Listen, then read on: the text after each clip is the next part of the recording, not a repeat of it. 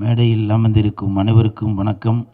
பத்திரிகை நண்பர்கள், ஊடக நண்பர்கள், இணையதள நண்பர்கள் அனைவருக்கும் வணக்கம். மேடையில் பேசி கைத்தட்டல் வாங்குகிற அளவுக்கு நான் பெரிய பேச்சாளர் இல்லை, அதனால் தயவு செஞ்சு நீங்களே ஒரு தடவை கைத்தட்டிடுங்க. இந்த கைத்தட்டல்கள் அனைத்தும் பல்ஸ் அந்த படத்தோட டீமுக்கு தான் போய் சேரும். அம்மா ஹீரோயின் பேர் என்னம்மா? Heroine Ashika, please welcome. Rishika, please welcome. After the stage please sit down. பரவாயில்ல, என் சீட்டை அவங்க எடுத்துட்டாங்க. இப்போ கூட பார்த்தீங்களாங்க, என்னங்க முதலமைச்சர் சீட்டுன்னு சண்டை போடுறீங்க.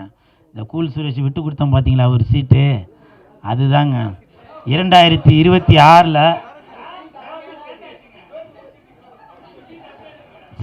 சரி பரவாயில்லப்பா, 2 பெண்களுக்கு நடுவுலையாச்சும் கூல் சுரேஷை உட்கார வைக்கணும்னு தோணுச்சுல்ல, அந்த இயக்குனருக்கு என் மனமார்ந்த நன்றிகளை தெரிவித்துக் கொள்கிறேன்.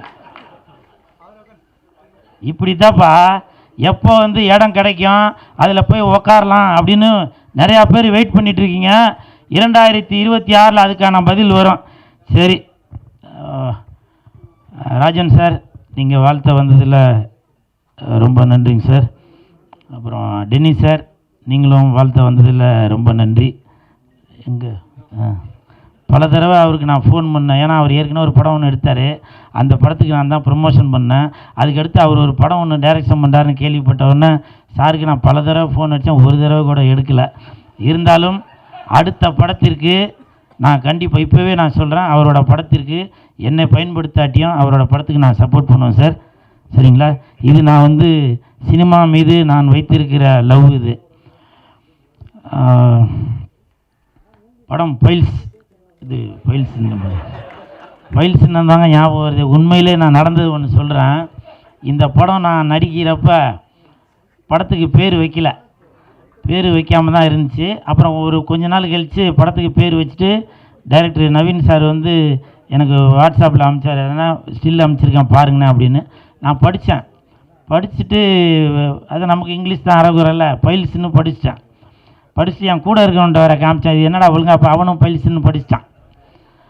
அதுக்கப்புறம் எனக்கே ஒரே டவுட், ஏன்னா இந்த படத்தில் ஹீரோ மகேந்திரன் ஃப்ளாஷ்பேக்லேயும் வருவார்.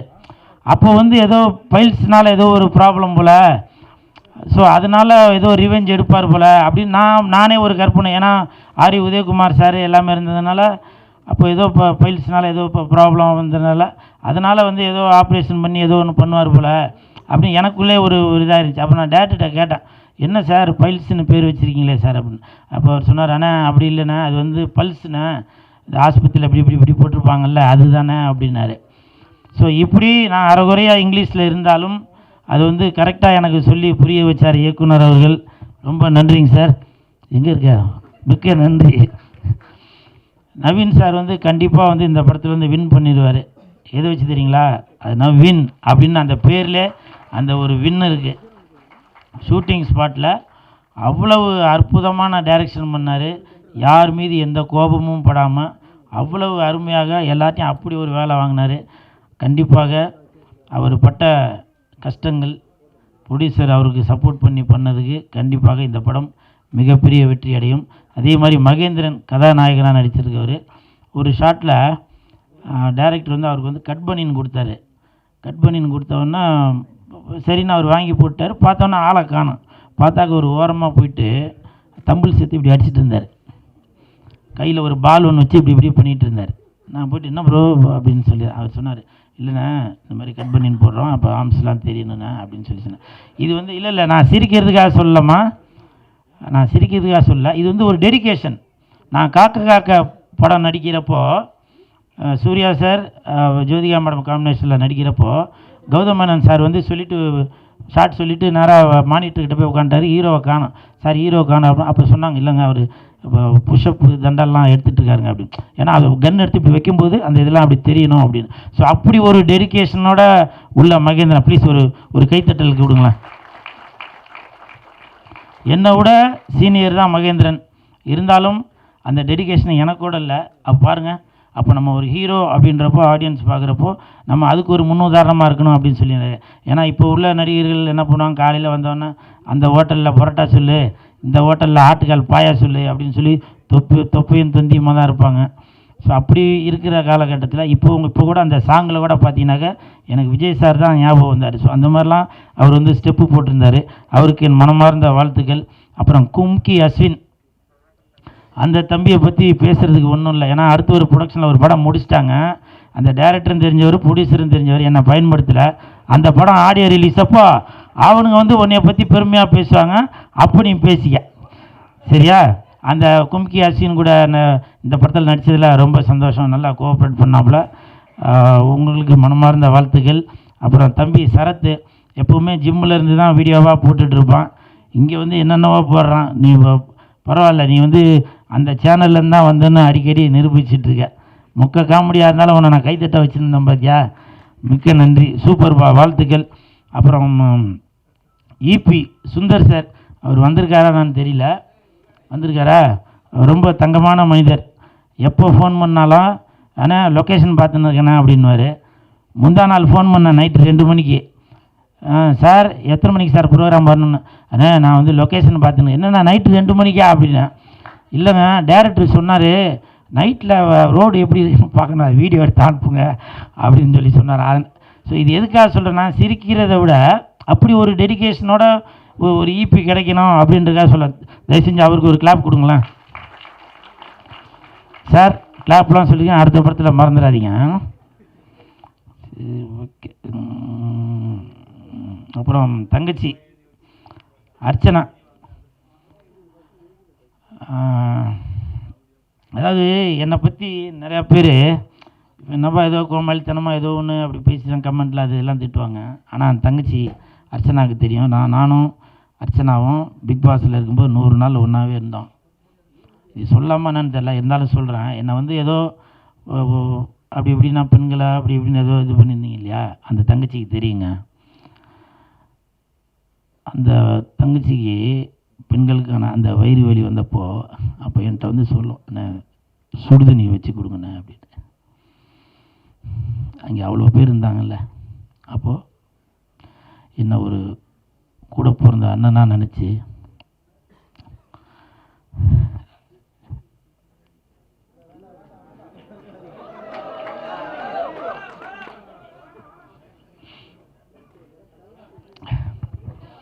ஏன்னா பல பேர் என்னோட நடவடிக்கையை பார்த்து இவன் ஏதோ அப்படி போலப்பா அப்படி பண்ண போகிறேன். அந்த தங்கச்சிக்கு தெரியும். ஒரே தட்டில் சாப்பிடாத குறை தான். அப்படி இருந்தான் பிக் பாஸில். இப்போ உள்ள பிக் பாஸ் அது வேறு. அப்படி இருந்தோங்க. அர்ச்சனா, நீ வாழ்த்த வந்ததில் ரொம்ப நன்றி. உன்னோட ஆசீர்வாதத்தில் உன்னோட ரசிகர்கள் சார்பாக கண்டிப்பாக இந்த படம் வந்து மிகப்பெரிய வெற்றியடையும். அதில் எந்த மாற்று கருத்தும் இல்லை. ஓரளவுக்கு எழுதி வச்சதெல்லாம் படித்தாச்சு. சரி சரி, ஓகே, மிக்க நன்றி. தம்பி கீழே இறங்கு. தம்பி கீழே இறங்குப்பா ப்ளீஸ், கீழே இறங்குப்பா. தம்பி கீழே இறங்குப்பா ப்ளீஸ். தம்பி கீழே இறங்குப்பா ப்ளீஸ். நீ கீழே இறங்குனாதான் ஃபைல்ஸ் படத்துக்கு டிக்கெட் உனக்கு ஃப்ரீயா தரேன். தயவு செஞ்சு கீழே இறங்க. மறுபடியும் பார்த்தீங்களா? எனிவே இன்னைக்கு நான் திட்டு வாங்குறது உறுதின்னு தான் நினைக்கிறேன். ஏடா உடம்பா எதுவும் போட்டு விட்டுறாதீங்கப்பா. நான் எப்போவுமே விஜய் சாரோட ரசிகர் தான், சரிங்களா? அப்படி போடாதீங்கப்பா. நீங்கள் எதனா ஒன்று போட்டு விட்டுறீங்க. இன்ன வரைக்கும் இந்த கூலுன்னு பேர் வர்றதுக்கு காரணம் விஜய் சார் தான். அது நிறையா பேருக்கு தெரியுமா இல்லைன்னு தெரியல. துல்லாத மனம் துள்ளுலேருந்து இந்த டாலர் தான் போட்டிருக்கேன். இது எதுக்காக சொல்கிறேன்னா, இப்போ விஜய் சார் எதனா ஒன்று பண்ணாக்க அதை வச்சு ஏதோ ஒன்று போடுறாங்க, ஒரு வருமானம் வருது அவங்களுக்கு. அது மட்டுமா, தொப்பி விற்கிறாங்க, விஜய் சாரோட கட்சி பேர் போட்டு துண்டு விற்கிறாங்க, அவங்களுக்கு ஒரு பயன் இருக்குது. அப்போது அவங்களுக்கெல்லாம் பயன் இருக்கிறப்போ இந்த கூல் சுரேஷ் விஜய் சாரோட ரசிகனாக இருக்கிற நான் பயனடையக்கூடாதா? விஜய் சார்னால இந்த பல்ஸ் இந்த பல்ஸ் படத்துக்கு விஜய் சார்னால ஒரு ப்ரொமோஷன் கிடைக்கக்கூடாதா? சொல்லுங்க. ஏதோ ஒன்று எழுதுங்க சார், ஏதோ ஒன்று எழுதுங்க, நான் அதை பற்றி எதுவுமே சொல்லலை. எந்த பிரச்சனை வந்தாலும் அதை சந்திக்கிறதுக்கு தயாரிப்பாளரும், ஜெயிலுக்கு போகிறதுக்கு பேர் என்ன நவீன் சாரும் ரெடியாக இருக்கிறாங்க. நீங்கள் முடிஞ்சால் தில் இருந்தாக்க பல்ஸ் படத்தோட இயக்குனர் மேலேயும் தயாரிப்பாளர் வந்திருக்காரா, அவர் மேலேயும் நீங்கள் எதனா ஒன்று பண்ணி பாருங்கள், பார்ப்போம். என்ன எதுவும் பண்ணாதீங்கப்பா, நான் அப்பாவி. சரிங்களா? உங்களையெல்லாம் சந்தித்ததில் ரொம்ப சந்தோஷம். நன்றி.